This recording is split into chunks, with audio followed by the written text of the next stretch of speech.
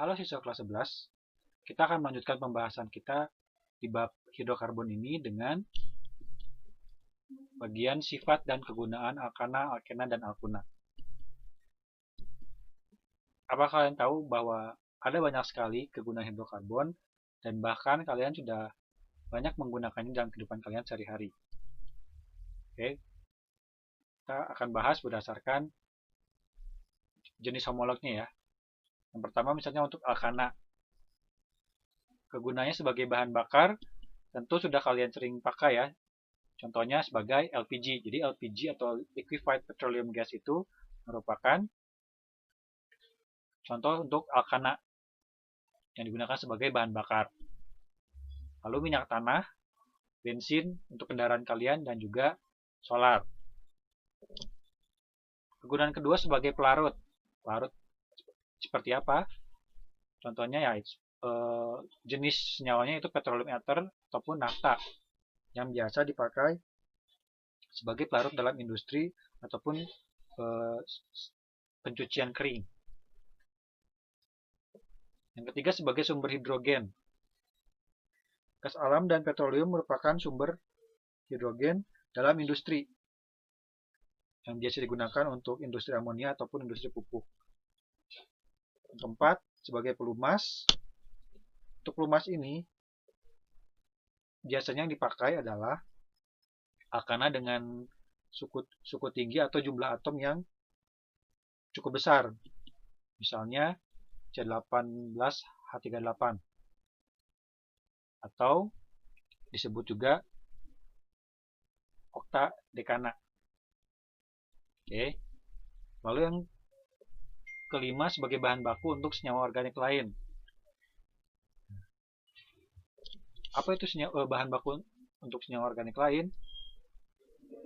Yang paling umum adalah minyak bumi dan gas alam, di mana minyak bumi dan gas alam merupakan bahan baku utama untuk sintesis berbagai senyawa organik, seperti alkohol dan asam cuka. Dan yang keenam sebagai bahan baku industri. Berbagai produk industri seperti plastik, deterjen, karet sintetis, minyak rambut, dan obat gosok dibuat dari kedua bahan ini ya, dari minyak bumi dan dari gas alam. Jadi minyak bumi dan gas alam diolah sehingga bisa menghasilkan bahan-bahan baku industri. Nah, untuk yang alkena, contohnya yaitu alkena suku-suku rendah. Ya, alkena dibuat dari alkana melalui pemanasan dengan katalis, yaitu proses yang disebut cracking atau perengkahan. Nah, alkena suku-suku rendah atau adalah bahan baku industri yang sangat penting. Biasa juga dibuat untuk membuat plastik, karet sintetis, dan alkohol. Sementara untuk alkuna yang punya nilai ekonomis paling penting hanyalah etuna atau asetilena. Kalau kalian asing mendengar istilah asetilena, ya asetilena itu dibuat dari metana melalui pembakaran tak sempurna. Ya ini persamaan kimianya. Dalam jumlah sedikit, asetilena dapat dibuat dari reaksi batu karbit atau kalsium karbida dengan air. Nah, ini persamaan kimianya.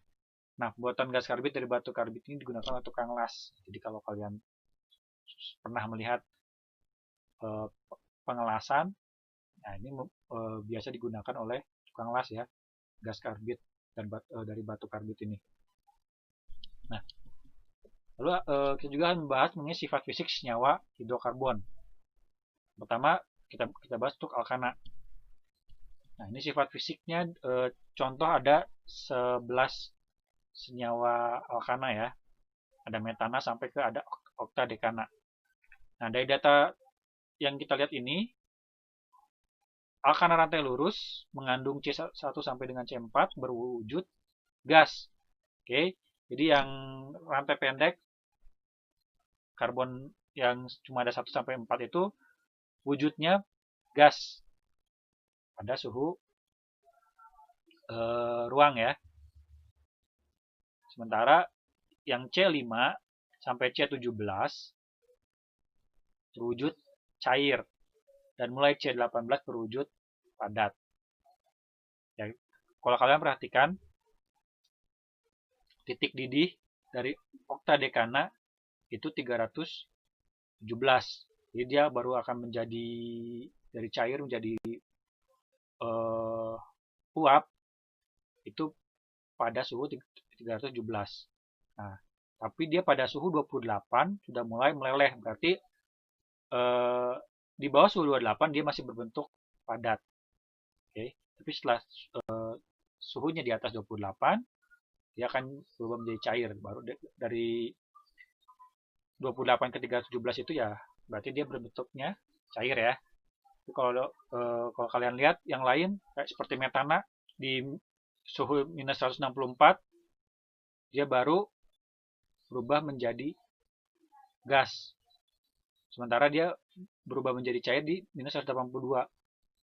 Berarti dia bisa padat, tapi suhunya harus sangat rendah, gitu ya. Oke, untuk alkena seperti apa? Ternyata alkena punya sifat tidak larut dalam air, massa jenis lebih kecil dari 1, dan titik didih bertambah tinggi dengan meningkatnya jumlah atom C. Ya, untuk titik didih itu memang dipengaruhi oleh banyaknya atom karbon ya, kan jenis ikatan juga. Alkuna berdasarkan titik didihnya, 3 senyawa alkuna terpendek berwujud gas. Berarti hetuna, propuna, butuna. Alkuna sangat sukar larut dalam air, tapi larut dalam pelarut organik seperti karbon tetraklorida. Ya. Lalu apalagi yang akan kita bahas? Nah, kita akan bahas juga mengenai reaksi-reaksinya. Untuk alkana, reaksi yang penting yang pertama itu reaksi pembakaran. Mungkin di kelas 1 kalian udah pernah tahu ya mengenai reaksi pembakaran. Jadi pembakaran sempurna alkana akan menghasilkan CO2 dan H2O. Contohnya di sini kita ambil contoh pembakaran propana. Oke, C38 tambah 5O2 menjadi 3CO2 tambah 4H2O. Oke. Pembakaran tidak sempurna menghasilkan CO dan H2O atau jelaga ya. CO itu sebutnya jelaga, jadi partikel karbon. Nah, jadi kan perlu kalian ingat ya, pembakaran sempurna dan pembakaran tidak sempurna. Kalau pembakaran sempurna pasti selalu menghasilkan CO2 dan H2O. Sementara pembakaran tidak sempurna akan menghasilkan CO dan H2O. Nah, reaksi kedua yaitu substitusi atau penggantian. Penggantian atom H oleh atom atau gugus lain disebut reaksi substitusi. Nah, salah satu reaksi substitusi terpenting dari alkana adalah halogenasi. Kalian tentu ingat halogen itu apa? Ya, halogen itu adalah unsur-unsur yang berada di golongan ke-7 ya. Jadi, apa aja? FCl, Br, I. Oke. Nah, contohnya misalnya, metana reaksi dengan gas klorin.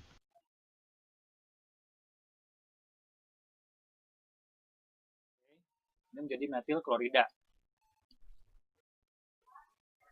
Kalian harus perhatikan bahwa di situ ada penggantian atom H oleh atom gugus lain, ya. Jadi H yang ada di metana ini ikatannya akan putus, dan yang ini pun sama, Cl dengan Cl ini akan putus. Nanti Cl yang ini akan berikatan dengan karbon, dan yang dengan hidrogen yang ini akan berikatan dengan klor yang sebelah sini, sehingga ikatanya akan menjadi seperti ini. Jadi dari metana jadi metil klorida. Yang ketiga ada perengkahan atau cracking. Perengkahan adalah pemutusan rantai karbon menjadi potongan-potongan yang lebih pendek. Nah, jadi kalau misalnya putusnya rantai karbon ini biasanya pada senyawa karbon yang berantai panjang. Nah, dapat terjadi jika alkana dipanaskan pada suhu dan tekanan tinggi tanpa oksigen. Oke, sebagai contohnya misalnya nih C14H30 atau tetradekana dipanaskan pada suhu dan tekanan tinggi tanpa oksigen, dia akan menghasilkan heptana dan heptena. Jadi hasilnya tidak selalu alkana, tapi bisa menghasilkan alkena juga ya. Nah, untuk yang alkena ada juga reaksi pembakaran, di mana sama pembakaran sempurna alkena menghasilkan CO2 dan uap air. Oke. Yang kedua ada reaksi penambahan. adisi ya, sama. Nah, reaksi penting dari alkena itu ada reaksi adisi, yaitu penjenuhan ikatan rangkap. Jadi, ciri utamanya adisi yaitu terjadi pemutusan ikatan rangkap, ya. Jadi ikatan rangkapnya yang putus. Oke, jadi dari hidrokarbon tidak jenuh menjadi hidrokarbon jenuh. Oke. Nah, sebagai contohnya ini yang umum terjadi gitu ya. Jadi ada ikatan rangkap reaksi dengan senyawa X atau Y, X dan Y gitu. Nanti ikatan rangkapnya lepas, X dan Y ini akan juga lepas masing-masing unsurnya dan akan berikatan dengan masing-masing karbon yang tadinya berikatan rangkap. Nah, sehingga ikatan rangkapnya hilang dan menjadi ikatan tunggal. Nah, di sini berlaku aturan Markovnikov, yaitu jika alkena yang diadisi tidak simetris. Jadi kalau tidak simetris itu maksudnya jumlah karbonnya tuh yang berikatan dengan ikatan rangkap itu berbeda, gitu ya. Jadi misalnya kalau sebagai contoh yang tadi itu kan etena ya, jadi cuma dua atom karbon. Nah, tapi kalau misalnya 3 itu akan mengikuti aturan Markovnikov, di mana alkena yang diadisi tidak simetris yaitu atom H yang akan diadisi ke atom C, ikatan rangkap yang mengikat lebih banyak atom H. Seperti apa kita lihat nih. Contoh reaksi adisi alkena. Oke. Ya, misalnya ini 2 atom ya, 2 atom C ya, dengan Br2. Oke. Karena ini simetris, jadi masing-masing akan berikatan ya. Dan ini pun karena bukan asam ya, karena bukan asam halida ya ini ya. Ini ikatan rangkap 2 tapi tidak simetris ya. Kenapa? Karena di sini 3. Nah, kita lihat aturan Markovnikov. Jika alkena yang diadisi tidak simetris, atom H akan diadisi ke atom C kata rangkap yang mengikat lebih banyak atom H. Kalau kita lihat yang mengikat atom H lebih banyak sebelah sini ya. Jadi yang karena ini sama-sama H ya pasti mengikatnya ke sebelah sini. Nah, kalau aturan Markovnikov itu berlaku untuk seperti yang ini misalnya HCl sama lida kan. Ini ada 3. Jadi H akan berikatan dengan yang lebih banyak mengikat H juga ya. Jadi H ini akan ada di C yang sebelah sini. Sementara Cl-nya akan menempel di C yang lebih sedikit H-nya. Seperti itu. Begitupun juga yang ini. Tuh. Pokoknya untuk yang tidak simetris, kita harus mengingat aturan Markovnikov. Yang ketiga adalah polimerisasi. Polimerisasi itu penggabungan molekul-molekul sederhana menjadi molekul besar. Jadi dari kecil menjadi banyak atau menjadi besar ya. Nah, yang bagian-bagian kecilnya itu atau molekul sederhananya itu disebut monomer. Hasil dari polimerisasi itu disebutnya polimer. Jadi poli itu artinya banyak, mono itu satu ya. Contohnya seperti ini misalnya. Monomernya adalah propena. Ya. Propena. Pro 3 ya. Itu 2, 3. Nah, nanti dia akan mengalami reaksi polimerisasi sehingga seperti kalian lihat di sini ikatan rangkapnya hilang ya. Berarti si C ini nanti akan berikatan dengan C lagi. Nah, jadi seperti ini. Banyak. Jadi banyak ya. Jadi kalau propena itu kan 3. Nah, berarti nanti berkali lipat dari propena ini gitu. Makanya sebutnya polipropena. Poli banyak ya. Nah, ini polimernya. Dia dilambangkan dengan N. Ya, N itu berapa banyak jumlah dari monomernya. Bisa ratusan, bisa puluhan gitu. Gitu ya. Ini polimerisasi.